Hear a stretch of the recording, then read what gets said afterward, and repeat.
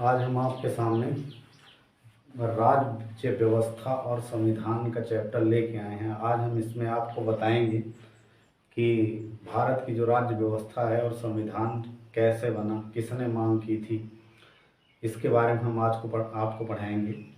तो सबसे पहले जो पढ़ाने जा रहे हैं वो है राज्य व्यवस्था। तो राज्य व्यवस्था और संविधान, राज्य व्यवस्था और संविधान। तो सबसे पहले हम देखेंगे जो राज्य व्यवस्था है उसके बारे में समझेंगे कि राज्य व्यवस्था क्या है। तो इसमें जो है सबसे पहले एक यूनान के दार्शनिक थे, यूनान के दार्शनिक जिनका नाम था सोक्रात।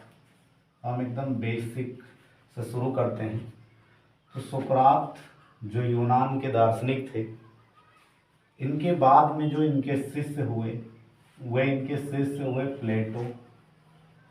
इसके बाद में प्लेटो का जो शिष्य हुआ वो अरस्तु, प्लेटो का शिष्य अरस्तु, और अरस्तु का शिष्य सिकंदर, सिकंदर जिनको सिकंदर महान कहा जाता है। अब सुकरात की बात हम एक बार फिर से रिवाइज करते हैं कि सुकरात जो है वो यूनान का दार्शनिक था, और सुकरात ने उस यूनान में, उस ग्रीक में, सुकरात ने जो है पॉप के विरुद्ध लड़ाई लड़ी, और उसमें जो है इनको लोगों को भड़काने का आरोप लगाया गया, और उस आरोप में सुकरात को विष का प्याला देकर इनको जान से मार दिया गया, या जो इनको सज़ा सुनाई गई वो विष का प्याला दिया गया। और इनके जो शिष्य प्लेटो थे, प्लेटो पर इनके जीवन का गहरा प्रभाव पड़ा, और इनके बाद, प्लेटो के बाद इनके जो शिष्य थे अरस्तु, फिर अरस्तु का जो शिष्य हुआ सिकंदर। या इसमें से अगर क्वेश्चन पूछा जाए कि सिकंदर का गुरु कौन था, तो अरस्तु था। अरस्तु का गुरु कौन था? प्लेटो। प्लेटो का गुरु सुकरात था। अब यहाँ पे हम बात कर लेते हैं कि प्लेटो की बात कर लेते हैं कि प्लेटो के बारे में। प्लेटो का वास्तविक नाम जो है वो प्लेटो नहीं था। प्लेटो का वास्तविक नाम था एरिस्टोक्लीज। एरिस्टोक्लीज ये प्लेटो का नाम था, और प्लेटो जो था इनका नाम ये सुकरात ने रखा था। इसके बाद ये इनका जन्म जो है वो एथेंस में हुआ था 428 ईसा पूर्व में। तो प्लेटो का जन्म 428 ईसा पूर्व एथेंस में हुआ था। एथेंस। तो प्लेटो का जन्म 428 ईसा पूर्व एथेंस में हुआ था, और इन्होंने कुछ पुस्तकें लिखी थी। उनमें से जो प्रमुख पुस्तकें हैं द रिपब्लिक, द स्टेट्समैन और द लॉ। तो पहली जो पुस्तक इनकी थी द रिपब्लिक,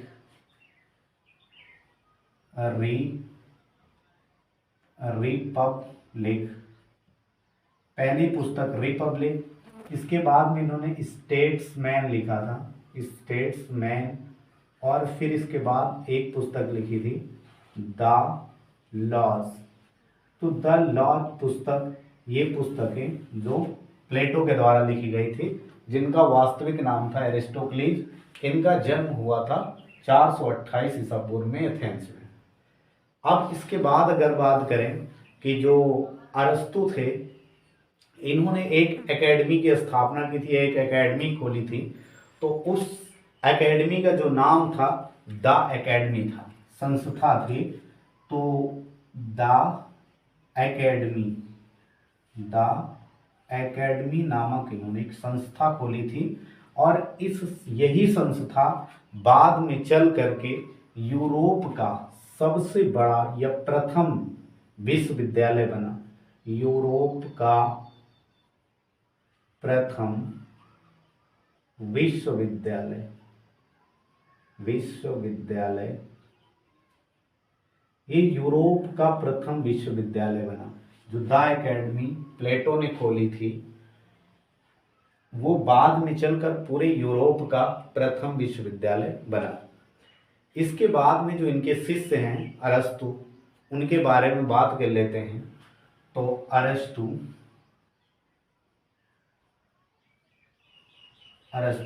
तो जिस प्रकार इन्होंने पुस्तकें लिखी थी, द रिपब्लिक, द स्टेट्समैन और द लॉ, उसी तरीके से अरस्तु जी ने पॉलिटिक्स और टॉपिक्स और कैटेगरीज नामक पुस्तकें लिखी। तो इन्होंने पहली जो पुस्तक लिखी थी द पॉलिटिक्स, पहली पुस्तक का नाम इनके था पॉलिटिक्स। उसके बाद में दूसरी पुस्तक थी टॉपिक्स, तो दूसरी पुस्तक टॉपिक्स, और फिर इसके बाद अगली जो तीसरी पुस्तक आती है वो है द कैटेगरीज। तो द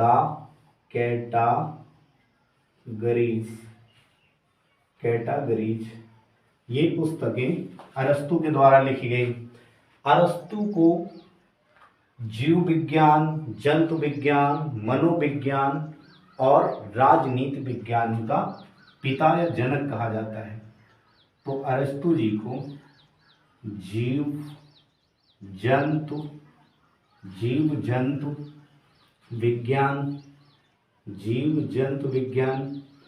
और इसके बाद राजनीतिक विज्ञान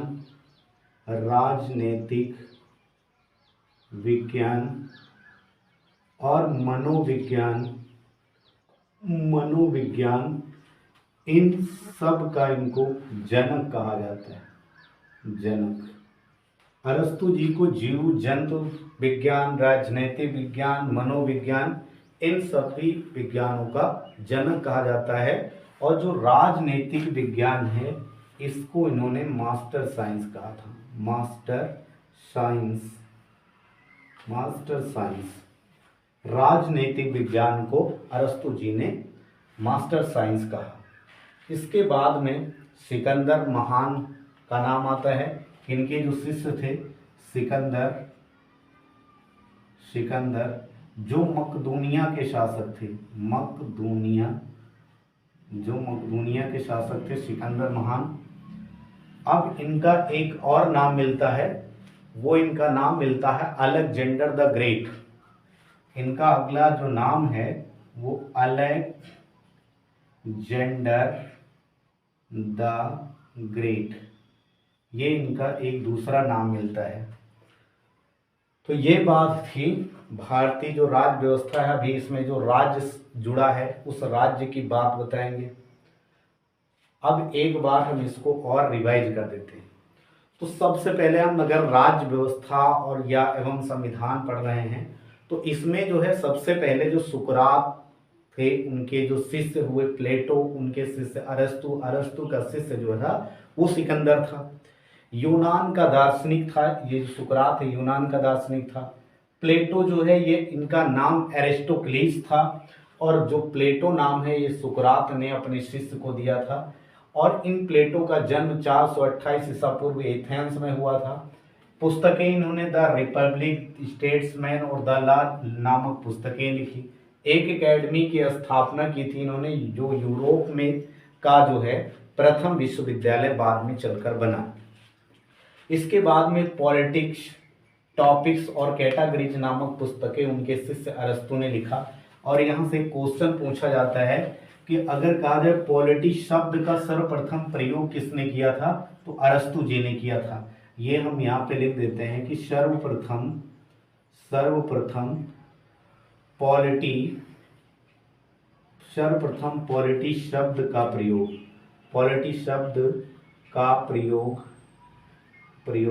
अरस्तु ने किया। तो सर्वप्रथम जो पॉलिटी शब्द का प्रयोग अरस्तु ने किया था। और एक बात और यहाँ पे बता दीजिए, एकेडमी थी, इस एकेडमी में जो है अगर एडमिशन किसी को लेना है तो उसको मैथ अनिवार्य था, उसको मैथ आनी चाहिए। और अब यहाँ पे जो अरस्तु जी थे इनकी एक बात याद आ गई कि इन्होंने एक संस्था खोली थी इन्हीं की तरह। जैसे इन्होंने एकेडमी खोली थी तो इन्होंने लीसियस नामक संस्था खोली थी। लीशियस नामक संस्था, लीशियस नामक संस्था ये अरस्तु जी ने खोली थी। जीव विज्ञान, जंतु विज्ञान, राजनैतिक मनोविज्ञान का जनक इनको कहा जाता है। इसके बाद इनके शिष्य सिकंदर आते हैं जो मकदूनिया के शासक रहते हैं और जिनका नाम पूछा जाता है क्वेश्चन, अलेक्जेंडर द ग्रेट इनका नाम मिलता है। अब इसको मिटा करके हम जो ये राज्य जुड़ा है राज्य शब्द राज्य व्यवस्था में, अब इसकी बात बताते हैं।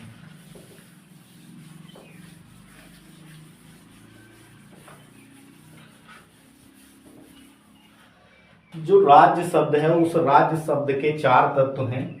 तो राज्य, यहाँ पे हम एक राज्य हेडिंग डाल देते हैं और इस राज्य के जो है चार तत्व हैं। इनमें से पहला तत्व है कि किसी राज्य का कब होता है, कोई राज्य कब कहा जाता है, तो वो राज्य के चार जो तत्व हैं उनमें से जो पहला है वो है कि किसी राज्य का भूभाग हो, भूभाग होना चाहिए। दूसरी बात, वहाँ जनसंख्या होनी चाहिए, जनसंख्या। और इसके बाद वहाँ सरकार होनी चाहिए। और फिर अगला जो बात है कि अगला जो तत्व है वो कौन सा है, तो सरकार को संप्रभुता प्राप्त होनी चाहिए, संप्रभुता, उसको संप्रभुता।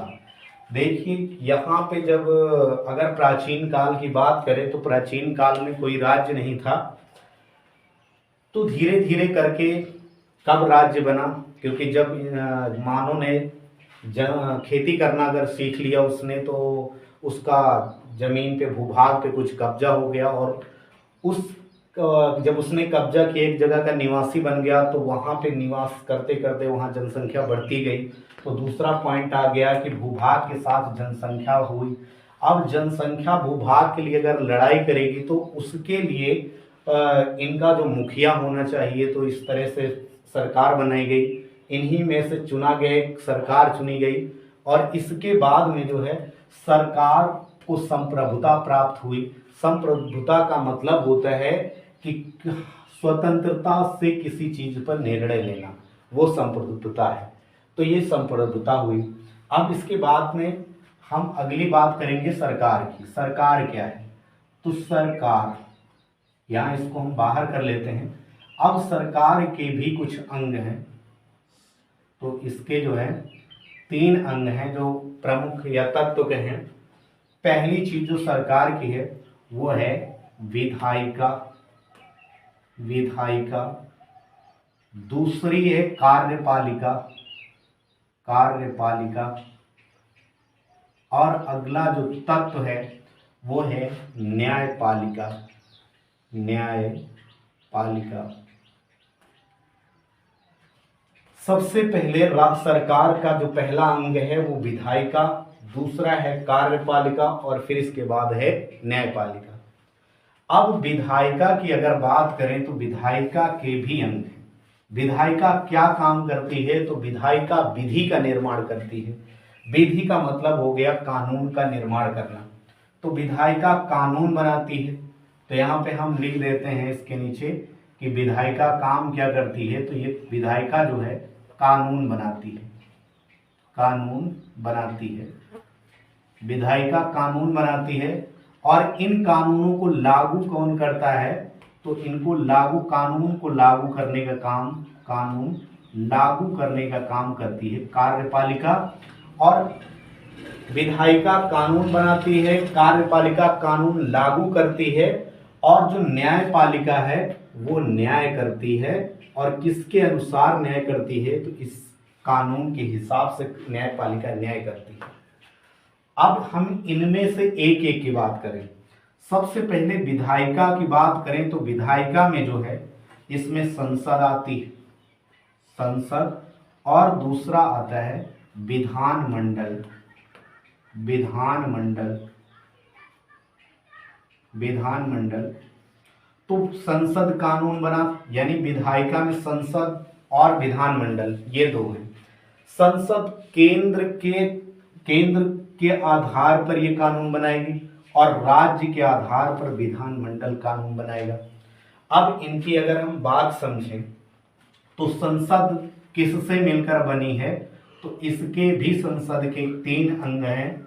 इनमें सबसे पहला जो है वो राष्ट्रपति, इसके बाद में दूसरा जो आता है वो राज्यसभा, राज्यसभा, और फिर अगला जो है वो लोकसभा, इसके 3 अंग हैं। लोकसभा, इनसे मिल करके संसद बनती है। अब केंद्र के आधार पर यह कानून संसद बनाती है और राज्य के आधार पर विधानमंडल कानून बनाती है। इसमें जो विधानमंडल में अगर हम यहाँ पे इसके अंगों की बात करें तो इसमें एक है विधानसभा, विधानसभा, और दूसरा है विधान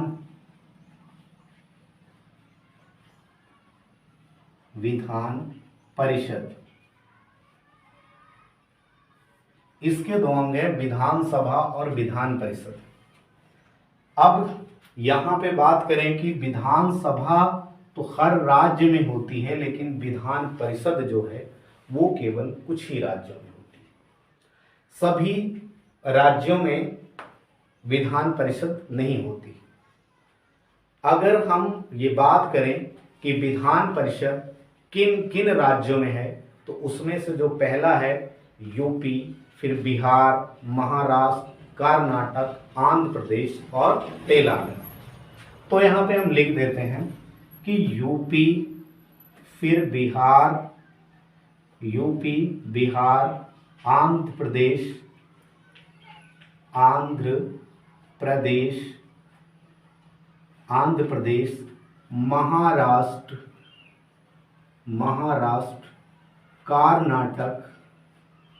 कर्नाटक और तेलंगाना। तो ये 1 2 3 4 5 6 राज्यों में विधान परिषद है। विधानसभा जो है सभी राज्यों में।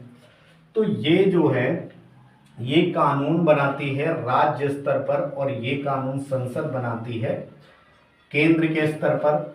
और ये सब किसके अंग हैं, तो विधायिका के हैं, और विधायिका कानून बनाती है और कार्यपालिका कानून लागू करती है।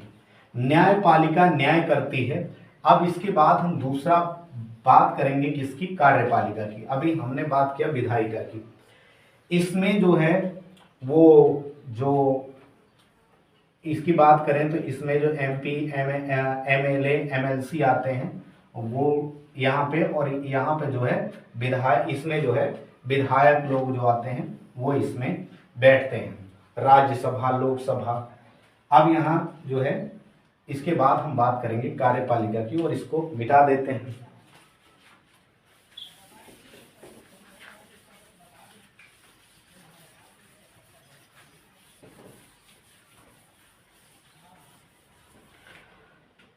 अब अगर कार्यपालिका की बात की जाए तो कार्यपालिका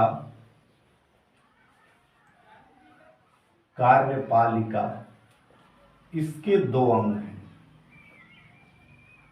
कार्यपालिका के भी 2 अंग हैं। अब इसमें जो पहला अंग है कार्यपालिका का वो है, एक है अस्थायी कार्यपालिका, अस्थायी कार्यपालिका, और दूसरी है अस्थायी कार्यपालिका।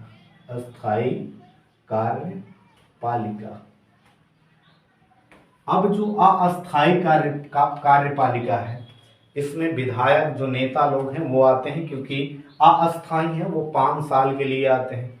और जो स्थायी कार्यपालिका है इसमें जो IAS, IPS या अन्य जो अधिकारी हैं जो 60 साल के लिए नौकरी करते हैं वो इसमें आते हैं अस्थायी कार्यपालिका में। अस्थायी कार्यपालिका में जो नेता हैं, विधायक हैं, ये सब 5 साल के लिए इसमें आ जाते हैं। अब इसमें भी कुछ पॉइंट हैं कि जो अस्थायी कार्यपालिका है इसमें अगर हम बात करें तो यहाँ पे जो है अस्थायी कार्यपालिका और एक अस्थायी, यानी कार्यपालिका के 2 भाग हो गए। एक अस्थायी कार्यपालिका हो गई, एक अस्थायी कार्यपालिका हो गई। अब इसमें देखें तो जो पहली है वो अध्यक्षीय कार्यपालिका, फिर संसदीय कार्यपालिका, दोहरी कार्यपालिका और बहुल्य कार्यपालिका। तो यहाँ पे सबसे पहले अध्यक्षीय की बात कर लेते हैं कि जो अध्यक्षीय कार्यपालिका, दूसरी जो है संसदीय कार्यपालिका, तीसरी जो है दोहरी कार्यपालिका, अगली है बहुल्य कार्यपालिका।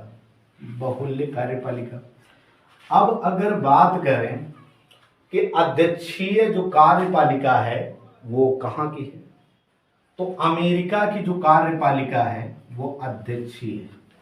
अमेरिका की कार्यपालिका अध्यक्षीय कार्यपालिका है। भारत और इंग्लैंड की जो कार्यपालिका है वो संसदीय कार्यपालिका है। तो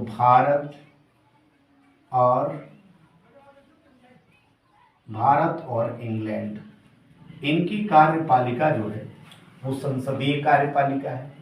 दोहरी कार्यपालिका जो है वो फ्रांस की दोहरी कार्यपालिका है। इसके बाद जो बहुल्य कार्यपालिका है वो है स्विट्जरलैंड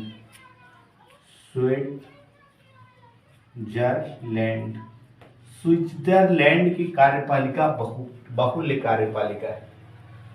तो कार्यपालिका का एक बार फिर से हम डिवाइड करा देते हैं कि एक अस्थायी इसका अंग है और एक अस्थायी है और एक अस्थायी है।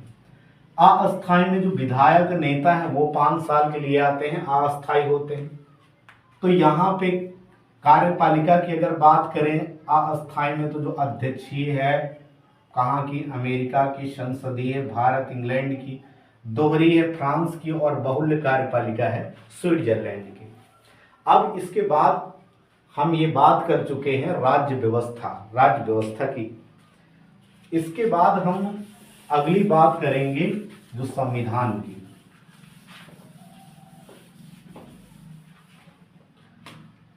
तो सबसे पहले हम यहाँ पे हेडिंग डाल लेते हैं संविधान। पहला प्रश्न ये आता है कि संविधान है क्या। तो संविधान किसी देश का सबसे बड़ा कानून है जिसके आधार पर देश चलता है। अब यहाँ पे अगर बात करें कि कोई कितना बड़ा, चाहे राष्ट्रपति हो चाहे जो, तो सबसे बड़ा जो कानून है किसी देश का वो संविधान है।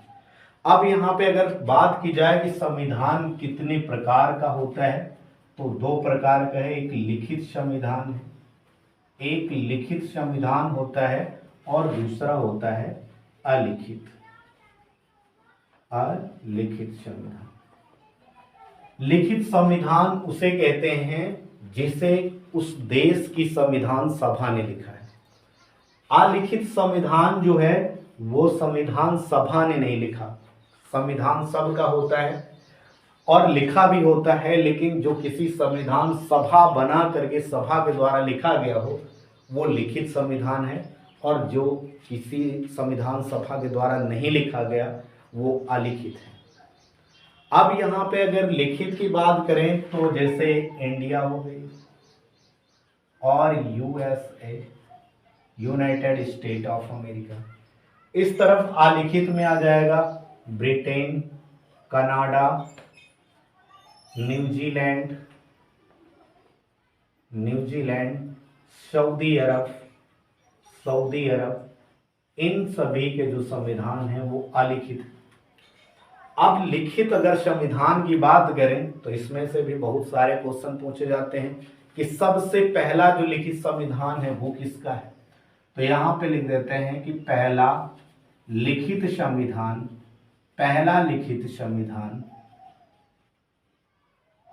अमेरिका का है। पहला जो लिखित संविधान है वो अमेरिका का है। इसके बाद अगर कहें सबसे नया जो संविधान है वो नेपाल का संविधान है, नेपाल का। फिर अगर क्वेश्चन पूछे सबसे बड़ा लिखित संविधान किसका है, तो सबसे बड़ा लिखित संविधान भारत का है। सबसे बड़ा लिखित संविधान भारत का।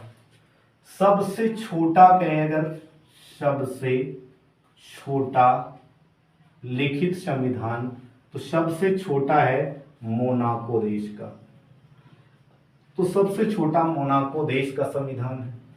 अब यहां पे और भी प्रश्न पूछते हैं कि सबसे कठोर संविधान किसका है। सबसे कठोर संविधान, सबसे कठोर संविधान, तो ये सबसे कठोर संविधान जो है वो अमेरिका का है। इसके बाद फिर पूछता है कि सबसे लचीला किसका है, लचीला संविधान किसका है।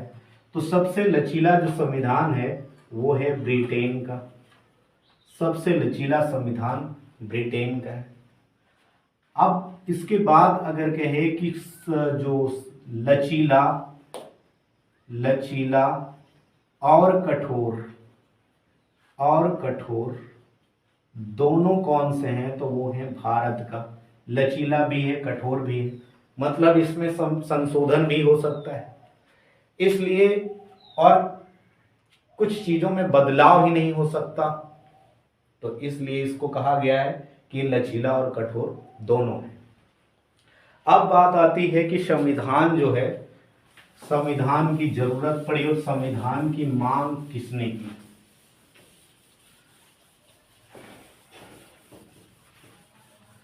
एक प्रश्न पूछता है कि सबसे पहले संविधान की मांग किसने की, तो संविधान की मांग, संविधान की मांग 1895 ईस्वी में सर्वप्रथम बाल गंगाधर तिलक ने की थी। बाल गंगाधर तिलक। सबसे पहले संविधान की मांग जो की गई थी, ये प्रश्न कई बार पूछा जा चुका है, तो 1895 में बाल गंगाधर तिलक ने की थी। और फिर अगर पूछा जाए कि किसके माध्यम से की थी, तो इन्होंने की थी स्वराज के माध्यम से, स्वराज के माध्यम से। और इन्होंने कहा था कि स्वराज हमारा जन्म सिद्ध अधिकार है, हम इसे लेकर रहेंगे। तो बाल गंगाधर तिलक ने स्वराज पत्रिका या स्वराज के माध्यम से की थी। मोतीलाल नेहरू ने स्वराज पार्टी की तरफ से की थी। इनके बाद जो महात्मा गांधी जी हैं, महात्मा गांधी, महात्मा गांधी जी ने भी मांग की थी। इन्होंने पत्रिका के माध्यम से मांग की थी, यंग इंडिया, यंग इंडिया पत्रिका के माध्यम से और हरिजन पत्रिका के माध्यम से, हरिजन पत्रिका, हरिजन पत्रिका और यंग इंडिया के माध्यम से महात्मा गांधी जी ने मांग की थी। इसके बाद मोतीलाल नेहरू जी ने, मोतीलाल नेहरू, मोतीलाल नेहरू जी ने भी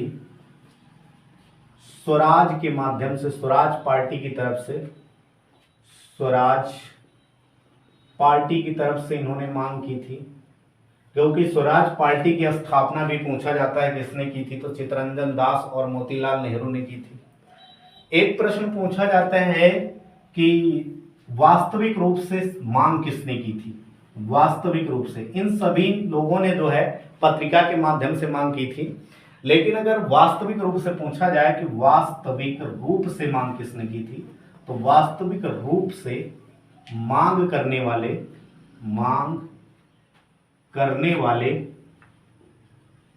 व्यक्ति थे M.N. रॉय।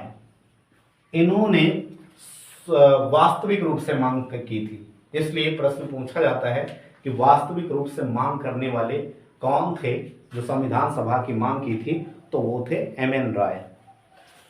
अब जो है एक प्रश्न अगर ये भी पूछा जाए कि भारत कब एक राज्य बना था, तो 1945 में बना था, जब हमारा देश आजाद हुआ था। क्योंकि किसी राज्य के होने के लिए वहां की सरकार और संप्रभुता की जरूरत है, इसलिए संप्रभुता हमको तब मिली जब 15 अगस्त 1947 को हम आजाद हुए। तो ये सारी बातें थी। अब इसके बाद जो है, इसके बाद की बात हम अगली वीडियो में करेंगे। और यदि आपको पसंद आता है तो लाइक, सब्सक्राइब और शेयर करें।